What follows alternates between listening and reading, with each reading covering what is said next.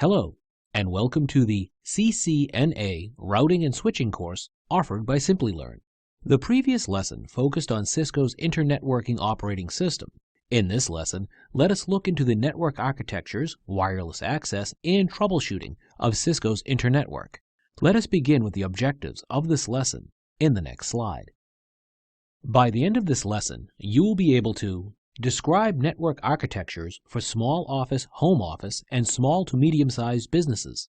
Explain considerations for wireless access to a network. Follow a frame or a packet through an internetwork for troubleshooting purposes.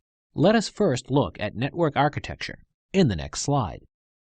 Network architecture refers to the way devices are connected to form a network. This is not the same as network topology. Topology refers to a specific network's layout. Architecture refers to the general approach to designing a network. Different business requirements dictate different network architecture. For small office, home office, SOHO environments, the architecture is simpler than in enterprise environments. There may be an all-purpose device instead of a separate router, switch, and firewall. For example, for home use, most routers are really a router and a switch combined. There is less redundancy, which makes configuring, maintaining, and troubleshooting the network simpler. Usually, one subnet is used for all devices and static routes are used for routing. There is no full-time network administrator.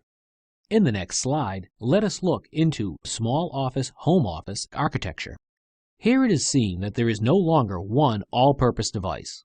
The switch and router functions are separated. As the number of network devices increase, a router no longer provides enough interfaces to connect them all. Therefore, a switch is implemented.